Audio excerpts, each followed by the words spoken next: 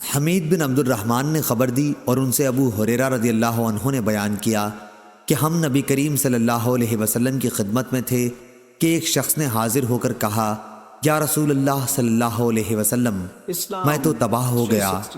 آپ نے دریافت فرمایا، کیا بات ہوئی؟ اس نے کہا کہ میں نے روزے کی حالت میں اپنی بیوی سے جمع کر لیا ہے۔ اس پر رسول اللہ صلی اللہ علیہ وسلم نے دریافت فرمایا، کیا تمہارے پاس کوئی غلام ہے جسے تم آزاد کر سکو؟ اس نے کہا نہیں۔ پھر آپ صلی اللہ علیہ وسلم نے دریافت فرمایا، کیا پے در پے 2 مہینے کے روزے رکھ سکتے ہو؟ اس نے عرض کی کہ نہیں۔ پھر آپ صلی اللہ علیہ وسلم نے پوچھا، کیا تم کو 60 مسکینوں کو کھانا کھلانے کی طاقت ہے؟ اس نے اس کا جواب بھی انکار میں دیا۔ راوی نے بیان کیا کہ پھر نبی کریم صلی اللہ علیہ وسلم تھوڑی دیر کے لیے ٹھہر گئے۔ ہم بھی اپنی اسی حالت میں بیٹھے ہوئے تھے کہ آپ صلی اللہ علیہ وسلم کی خدمت میں ایک بڑا تھیلا عرق نامی پیش کیا گیا جس میں کھجوریں تھیں۔ عرق تھیلے کو کہتے ہیں جسے کھجور کی چھال سے بناتے ہیں۔ حضرت صلی اللہ علیہ وسلم نے دریافت فرمایا کہ سائل کہاں ہے؟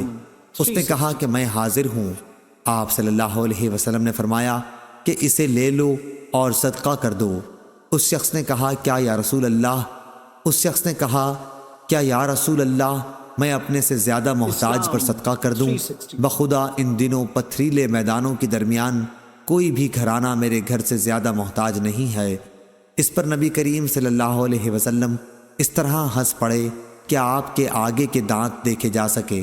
پھر آپ صلی اللہ علیہ وسلم نے ارشاد فرمایا کہ اچھا جا، اپنے گھر والوں ہی کو کھلا دے۔